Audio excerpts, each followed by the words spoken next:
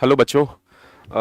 JEE के जो पुराने क्वेश्चंस हैं, मेंस के जो फिलहाल पुराने क्वेश्चंस हैं on the basis of electrostatics, उसको हम लोग डिस्कस कर लेते हैं। ठीक है, तो अगर आपको कोई भी क्वेश्चन में अगर डाउट है तो आप वो पहला पार्ट स्किप करके देख सकते हैं। अदरवाइज अगर आप क्वेश्चन प्रैक्टिस करना चाहते हैं तो हर एक क्वेश्चन के बाद में आप पॉज कर लीजिए और उसके बाद खुद से सॉल्व कीजिए। अगर सॉल्व नहीं हो पा रहा है तो आप वो सॉल्यूशन देख सकते हैं। ठीक है, तो चलिए स्टार्ट करते हैं।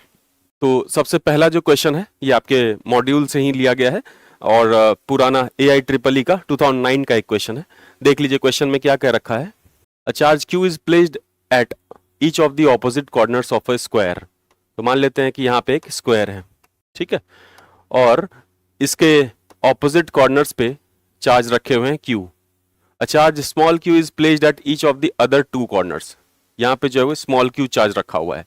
If net electrical force on capital Q is zero, कोई सा भी कैपिटल Q पे नेट फोर्स हमें जीरो करना है तो हमें बताना है कि what is the ratio of capital Q upon small q। ठीक है, और इसका जो साइड है, जो स्क्वायर का जो साइड है वो आप A अज्यूम कर सकते हैं।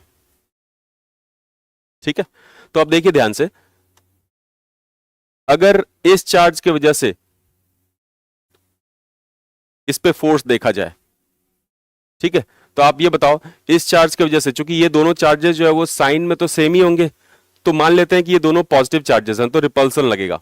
तो क्या हो जाएगा ये KQ स्क्वायर अपॉन √2a का स्क्वायर, है ना, क्योंकि ये जो डायगोनल है ये क्या है, √2a है।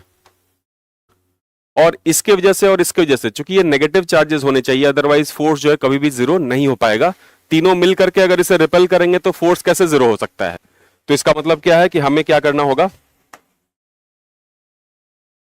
इसके वजह से इस पे जो है वो अट्रैक्टिव फोर्स लगाना पड़ेगा। इस फोर्स की वैल्यू आप F लिख सकते हैं और F का रिजल्टेंट क्या आ जाएगा, √2F। तो हम लिख सकते हैं √2F यानी कि KQ अपॉन A स्क्वायर, है ना। इन दोनों का जो रिजल्टेंट है वो इधर आ जाएगा और इससे वो बैलेंस होना चाहिए, which is KQ square upon 2A square. ठीक है ना, √2a का जो है वो स्क्वायर कर दिया है। तो आप ध्यान से देखिए, इसमें KQ A स्क्वायर ये सब कैंसिल हो रहा है। तो यहां से Q अपॉन Q अगर करेंगे आप तो ये क्या आ जाएगा, 2√2 आ जाएगा। लेकिन ध्यान रखिए कि इसमें जो रेशियो है वो नेगेटिव आना चाहिए, क्योंकि एक चार्ज जो है वो इसमें से नेगेटिव होना चाहिए। कोई एक पॉजिटिव होगा और कोई एक नेगेटिव होगा। इसका मतलब ये जो है वो मैग्नीट्यूड का रेशियो है, लेकिन अपना जो आंसर बनेगा वो नेगेटिव में बनेगा। तो अपना आंसर जो है ये वाला हो जाएगा। ठीक है, नेगेटिव क्यों आंसर बन रहा है, क्योंकि ये और ये एक दूसरे को रिपेल करेंगे और ये इन दोनों की वजह से इस पे अट्रैक्शन होना चाहिए। इस वजह से इन दोनों को आप नेगेटिव चार्ज अज्यूम करेंगे। तो जो रेशियो आ रहा है वो मैग्नीट्यूड का आ रहा है और हमें जो फाइनल रिजल्ट लिखना है वो माइनस में लिखना होगा, क्योंकि one of them is negative. Okay, next question आप देखिए, यहां पे जो है वो डेंसिटी दे रखा है, चार्ज डेंसिटी। ठीक है, एक सॉलिड स्फीयर जिसका रेडियस क्या है, कैपिटल R, और टोटल चार्ज की वैल्यू क्या बता रखी है, Q, for a point P inside this sphere eight a distance R। अब ध्यान से देखिए, मान लो कि यहां पे एक स्फीयर है, स्फीयर में जो चार्ज डेंसिटी है वो यूनिफॉर्म नहीं है। आप ध्यान से देखिए, ये जो चीज है ये नॉन यूनिफॉर्म है। ठीक है, और हमें R1 डिस्टेंस पे क्या बताना है, the magnitude of electric field. हमें R1 डिस्टेंस पे क्या बताना है, इलेक्ट्रिक फील्ड बताना है। तो इसके लिए हम क्या करेंगे, गॉसेस थ्योरम यूज कर सकते हैं। अब देखिए यहां पे अगर आप एक गॉसियन सरफेस ड्रॉ करते हैं तो हम क्या लिख सकते हैं, यहां पे क्लोज्ड इंटीग्रल ऑफ E.ds बराबर Q इनक्लोज्ड। अब Q इनक्लोज्ड कैसे फाइंड आउट किया जाए, तो यहां से x दूरी पे dx का एक छोटा सा एलिमेंट लेंगे। x दूरी पे जो स्फीयर बनेगा दैट इज 4πx स्क्वायर, उसका सरफेस एरिया ये हो जाएगा, और सरफेस एरिया इंटू थिकनेस अगर आप करोगे तो क्या आ जाएगा, ये वॉल्यूम आ जाएगा। वॉल्यूम इंटू डेंसिटी करेंगे यानी कि चार्ज डेंसिटी। तो चार्ज डेंसिटी की वैल्यू लिख रखी है यहां पे Q by πr⁴ into small r के जगह पे आप क्या लिख सकते हैं, x लिख सकते हैं, क्योंकि r is a variable quantity. मैंने चूंकि इंटीग्रेशन dx के टर्म्स में किया है, आप चाहें तो r के टर्म्स में कर सकते हैं, एक ही बात है।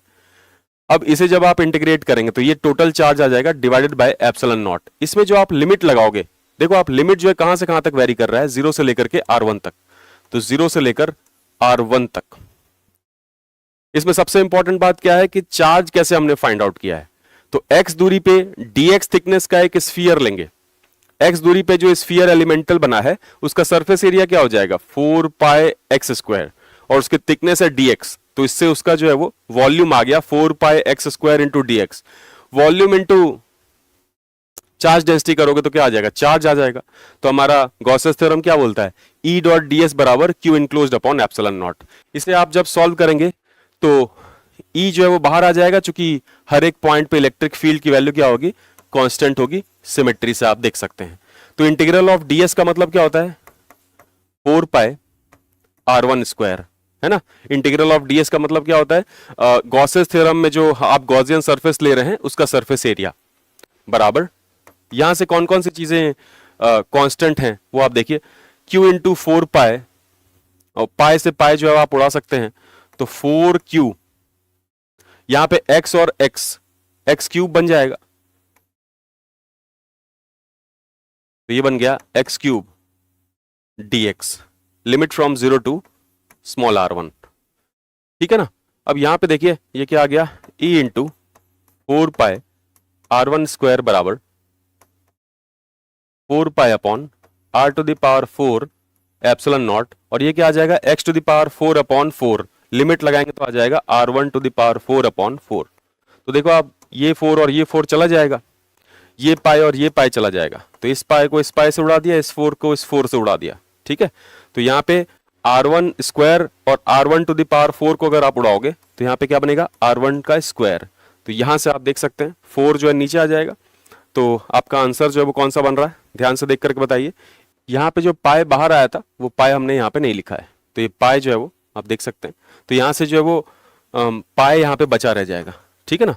तो इलेक्ट्रिक फील्ड की वैल्यू क्या हो जाएगी, क्यू तो बचा हुआ है यहाँ पे, right, Q into r1 square upon 4 pi epsilon nought r to the power 4। तो इलेक्ट्रिक फील्ड का फॉर्मूला क्या हो जाएगा, क्यू इंटू r1 का square upon 4 pi epsilon nought r to the power 4।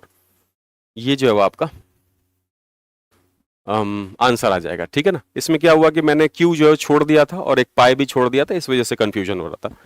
चलिए अब देखिए यहां पे एक थिन सेमी सर्कुलर रिंग है जिसके ऊपर जो है वो पॉजिटिव चार्ज डिस्ट्रीब्यूटेड है।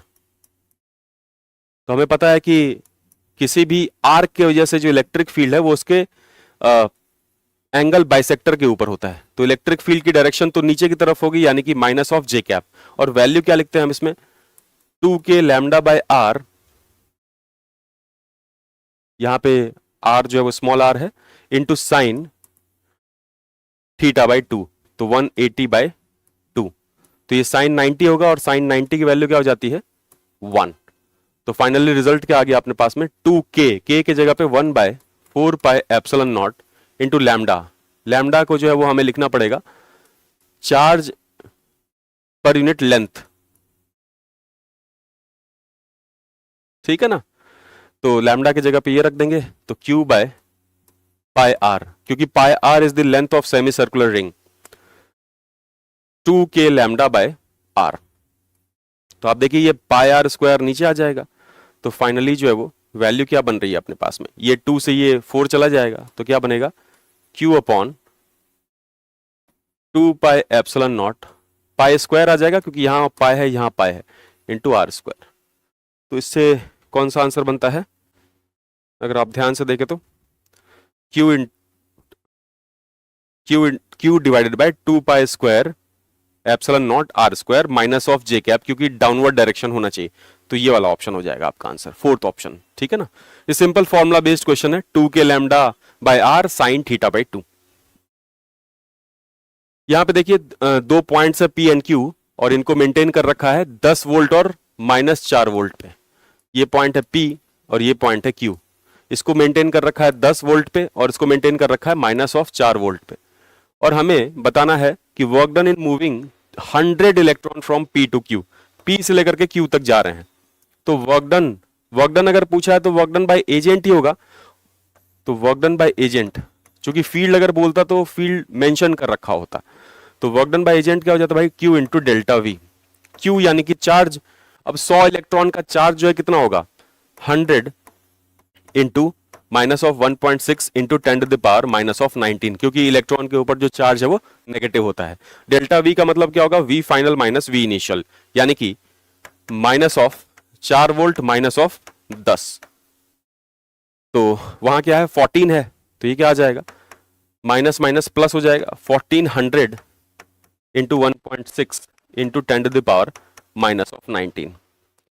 इसको आप सॉल्व करेंगे, 14 इंटू 16 अगर करोगे, 14 इंटू 16 करोगे तो 224 के आसपास आता है, ठीक है ना। तो अगर आप इसको ऐसे लिखोगे तो ये आ जाएगा 2240 into 10 to the power minus of 19। और चूंकि पॉइंट हमें खिसकाना है, यहाँ पे तीसरे डिजिट तक रखना है, तो अगर 1000 से डिवाइड करोगे तो 1000 से मल्टीप्लाई भी करना पड़ेगा, तभी तो ये 2.24 आएगा।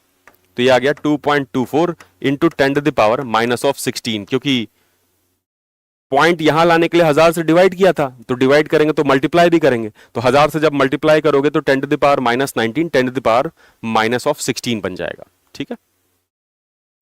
Okay, next question. इसमें देखिए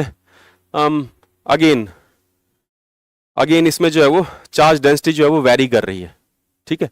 इसमें जो है वो एक मिसप्रिंट है मेरे ख्याल से, यहाँ पे 5/4 है, ये 5/4 है, ठीक है ना।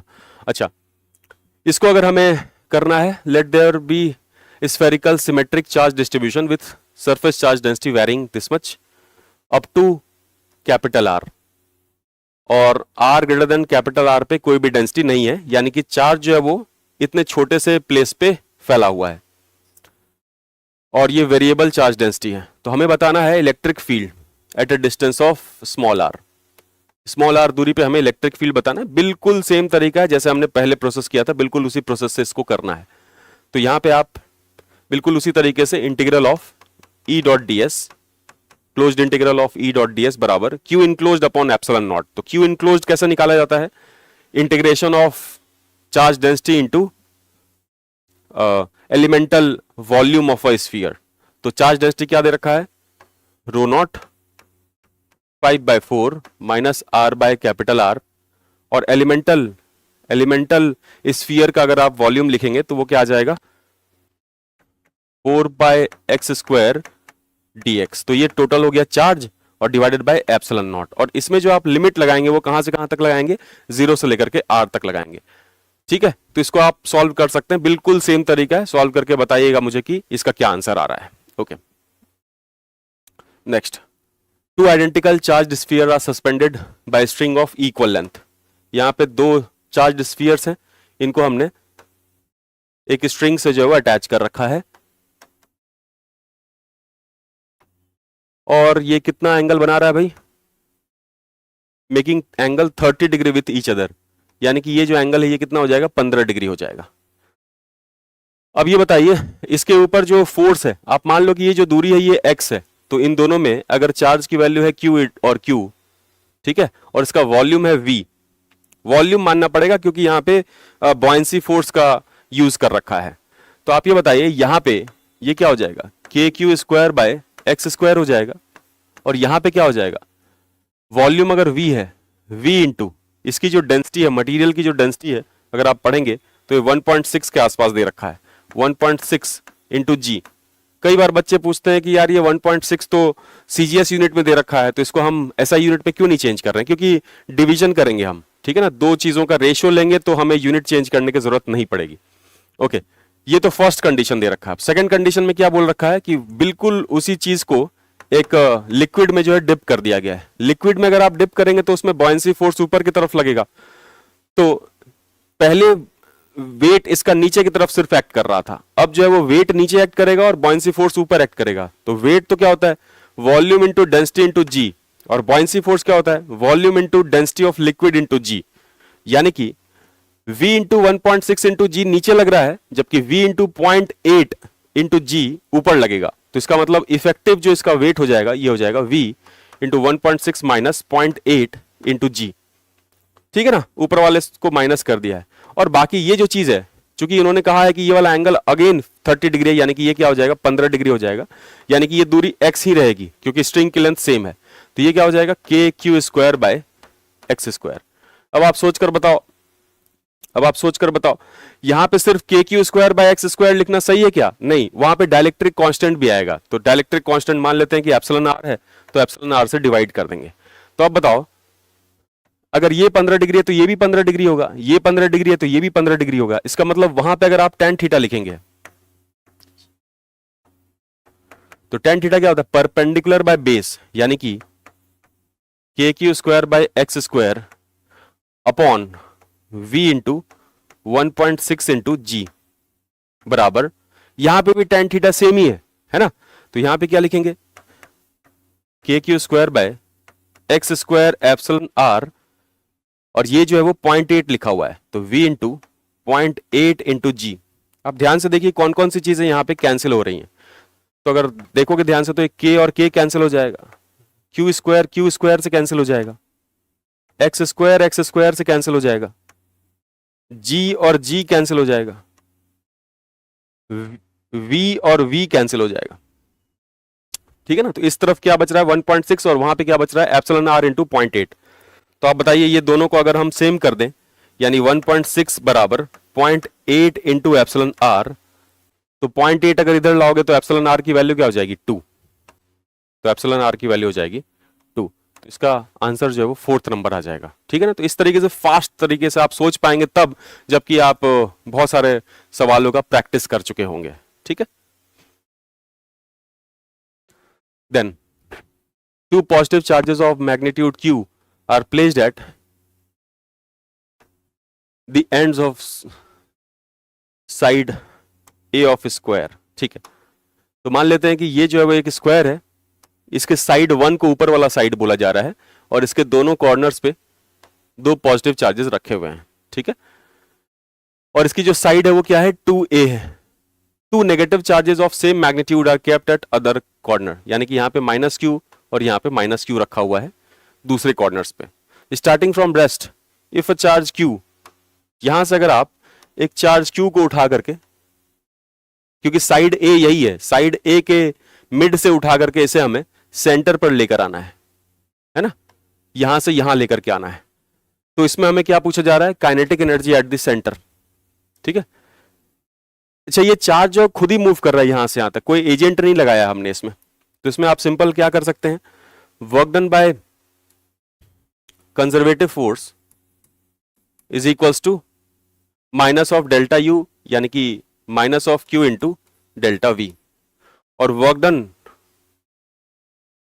Done is equals to change in kinetic energy, ये भी हमने पढ़ रखा है। Work done is equals to change in kinetic energy बराबर माइनस ऑफ क्यू, यहां पे क्यू की जगह पे क्या रखेंगे? कैपिटल क्यू, और डेल्टा वी की जगह पे क्या रखेंगे? आप ध्यान से देखिए, अगर इसे हम वी फाइनल कहें तो इसके और इसके वजह से जितना पॉजिटिव पोटेंशियल है यहां पे, उतना ही नेगेटिव पोटेंशियल इसके और इसके वजह से है।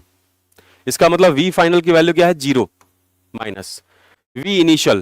बेटा इसके वजह से यहां पे पोटेंशियल क्या होगा? के क्यू बाय ए, और इसके वजह से भी उतना ही होगा, तो 2 कर दिया। ठीक है, अब देखिए ये चीज a है और ये चीज 2a है, तो ये जो दूरी है ये क्या हो जाएगा? √5a हो जाएगा। तो बेटा इसके वजह से यहां पे पोटेंशियल क्या हो जाएगा?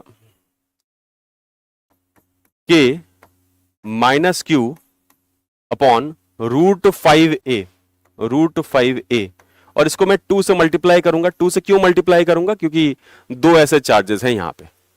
तो अगर आप यहां पे डेल्टा ऑफ काइनेटिक एनर्जी निकालना चाहेंगे तो ये क्या आ जाएगा? ये माइनस और ये माइनस प्लस हो जाएगा, तो प्लस हो गया, और यहां पे क्या बचा?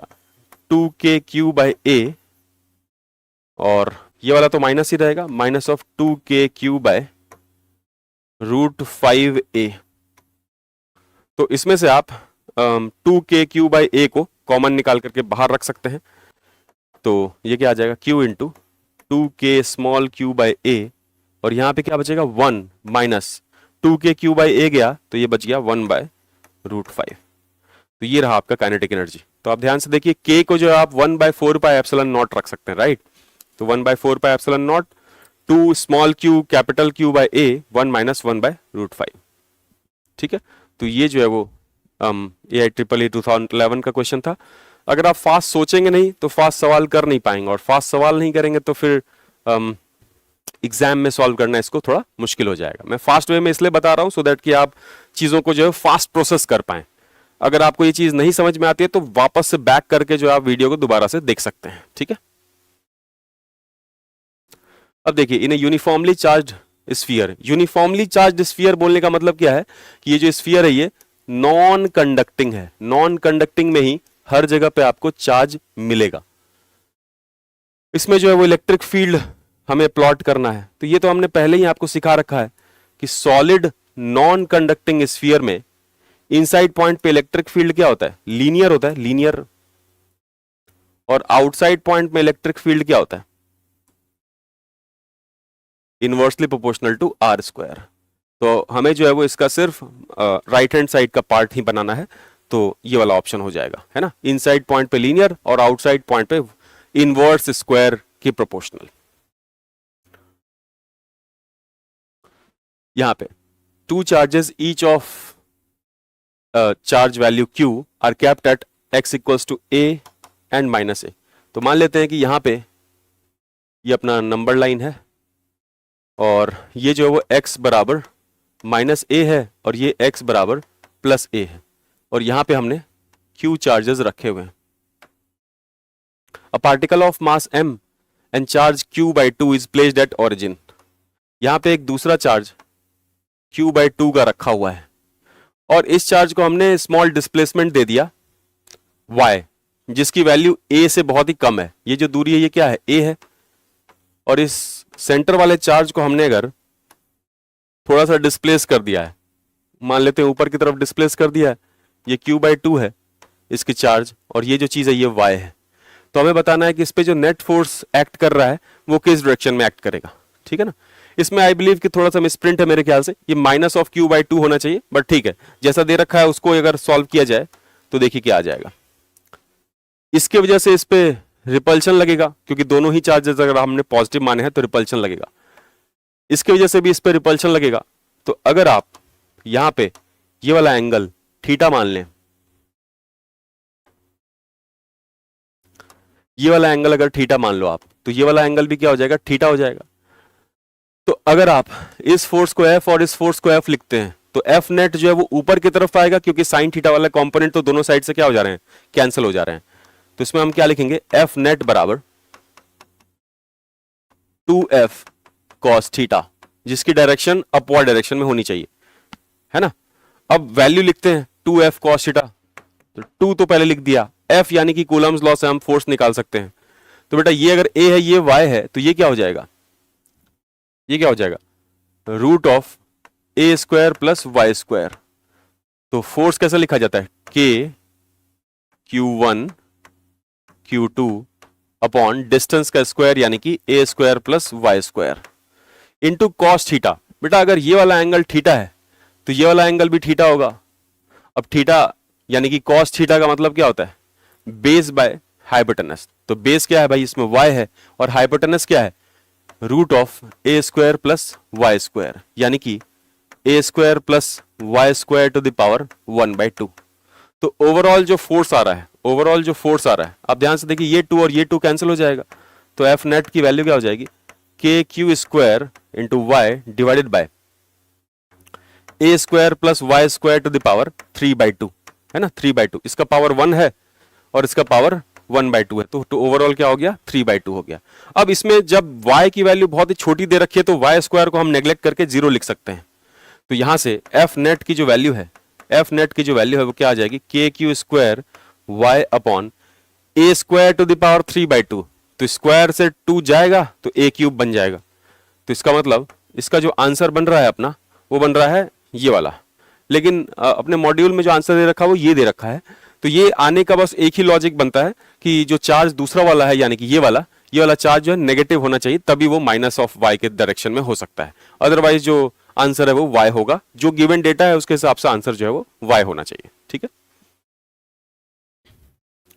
अब देखिए इसमें जो है वो एक रॉड है, रॉड की लेंथ l दे रखी है और इससे जो है वो l दूरी पे ही, है ना, लेफ्ट वाले एंड से l दूरी पे एक पॉइंट है। उस पॉइंट पे हमें क्या बताना है, इलेक्ट्रिक पोटेंशियल बताना है। ये तो हमने पहले ही क्लास में किया था, है ना, ये क्वेश्चन क्लास में कर रखा है, एक बार दोबारा से बताता हूं। आप ध्यान से देखिए, यहां से जो है वो x दूरी पे dx का एक छोटा एलिमेंट लेंगे, इस dx एलिमेंट पे जो छोटा चार्ज होगा उसे हम लिख सकते हैं लैम्डा इंटू dx, और लैम्डा की वैल्यू क्या हो जाएगी, total charge per unit length. इसको हम बाद में रिप्लेस कर देंगे। अब देखिए इस छोटे से एलिमेंट की वजह से यहां पे जो पोटेंशियल की वैल्यू है यानी कि dv की वैल्यू क्या होती है, k dq अपॉन डिस्टेंस, और इसी को हमें इंटीग्रेट करना है टोटल पोटेंशियल देखने के लिए। और x की वैल्यू कहां से कहां तक वेरी करेगी, यहां पे x की वैल्यू क्या है, l है, और यहां पे x की वैल्यू क्या है, 2l है ना। इस एंड की दूरी l है और इस एंड की दूरी 2l है, तो ये वेरी कहां से कहां तक करेगा, l से लेकर के 2l तक। यहां पे अगर आप dq की जगह पे लैम्डा इंटू dx रख देते हैं तो k lambda into dx upon x integrated from l to 2l। आप चाहें तो लैम्डा की जगह पे q बाय l भी रख सकते हैं क्योंकि ओवरऑल वैल्यू हमें उसी में चाहिए। तो k q बाय l जो है बाहर आ जाएगा और इंटीग्रेशन के अंदर बचेगा 1 by x dx integrated from l to 2l। अब 1 by x dx, 1 by x का इंटीग्रेशन क्या होता है, ln x होता है, तो ये क्या आ जाएगा, k q by l ln x, और जब लिमिट बिठाएंगे तो बिठाएंगे 2l अपॉन l, तो यहां से l और l कैंसिल हो जाएगा, बचेगा क्या, ln 2। तो फाइनल रिजल्ट क्या आ गया, q ln 2, और ये k को लिख सकते हैं 1 बाय 4 पाई एप्सिलॉन नॉट, और बच गया l। तो ये आ गया आपका पूरा पोटेंशियल इस पॉइंट का। तो इससे कौन सा ऑप्शन मैच कर रहा है, आई बिलीव ये वाला 4th नंबर ऑप्शन मैच कर रहा है, तो 4th नंबर ऑप्शन मैच कर रहा है, ठीक है ना। अच्छा, इसके बाद देखिए ये इलेक्ट्रिक फील्ड जो दे रखा है अपने को, और हमें then the potential difference VA minus V naught, where V naught is the potential at origin and VA is potential at x equals to 2। तो हमें यहाँ पे VA minus V naught ही निकालना है, ठीक है। तो इसके लिए फॉर्मूला तो कुछ नहीं है, हमने रिलेशन पढ़ा था, तो हम क्या लिख सकते हैं, electric field is equals to minus of dV by dx, क्योंकि यहाँ पे वेरिएशन जो है सिर्फ x में हो रहा है। मैंने आपको dV बाई dr पढ़ाया था, ध्यान रखिए, x में वेरिएशन है तो dV बाई dx करेंगे, y में है तो dV बाई dy करेंगे, और r में है तो dV बाई dr करेंगे, ठीक है। तो यहाँ पे हमें बताना क्या है, डेल्टा v बताना है। तो इसी चीज को अगर मैं थोड़ा सा प्रोसेस करवाऊं तो delta v is equals to, ये dV इधर बचा हुआ है, इस dx को इधर भेजोगे तो क्या बन जाएगा, minus of e dot dx। अब e की वैल्यू जो दे रखी है इसको उठा करके यहां रख देंगे और इसे इंटीग्रेट करेंगे। कहां से कहां तक इंटीग्रेट करेंगे, तो VA माइनस V नॉट दे रखा है ना, तो VA यानी कि potential at x equals to 2, तो फाइनल माइनस इनिशियल VA का मतलब क्या हो गया, x इक्वल्स टू 2 और V नॉट, ठीक है। तो 0 से लेकर के 2 तक इसे इंटीग्रेट करना है, करके देखते हैं। Integration minus 30x square dx integrated from 0 to 2, तो ये क्या आ जाएगा, माइनस ऑफ 30 एक्स स्क्वायर का integration X cube by 3 limit from 0 to 2, तो ये क्या आ जाएगा, minus of 10 cube minus of 10 X cube, sorry, और x के जगह पे अगर 2 रखोगे आप तो 2 रखने से ये 2 इंटू 2 इंटू 2 8 हो जाएगा, तो ये क्या आ जाएगा, माइनस ऑफ 80, तो ये आ गया माइनस ऑफ 80 वोल्ट। तो इसका मतलब डेल्टा V को हम लिख सकते हैं VA माइनस V नॉट, और उसी की वैल्यू है माइनस ऑफ 80 वोल्ट, तो ये आ गया आपका माइनस ऑफ 80 वोल्ट। तो ये इसका आंसर है, ठीक है ना। तो इसी तरीके से आप सवाल करते रहेंगे। अगर आपको इस स्पीड में क्वेश्चन करना पसंद आया हो तो आप इन्फॉर्म करेंगे मुझे नेक्स्ट क्लास में। अगर स्पीड कम करनी हो तो हम स्पीड कम भी कर सकते हैं, लेकिन मेरा ये मानना है कि क्वेश्चन करते वक्त, चूंकि ये रिकॉर्डिंग सेशन है, तो आप दोबारा से इसको देख सकते हैं, और इतना वक्त नहीं है हमारे पास कि आराम से क्वेश्चन करते जाएं, क्योंकि बहुत सारे क्वेश्चन हमें करने हैं, ठीक है ना। अगर ये तरीका आपको पसंद आया हो तो मुझे बताइएगा, इसी को कंटिन्यू करेंगे, इसी पेस से कंटिन्यू करेंगे। लेकिन इसके लिए पहले आपको क्वेश्चन अटेम्प्ट करके ही बैठना पड़ेगा, है ना। ऐसा नहीं है कि सॉल्यूशन सिर्फ देखते जाएं और कहानी जो है वो होते जाए, ठीक है। तो ध्यान रखिएगा।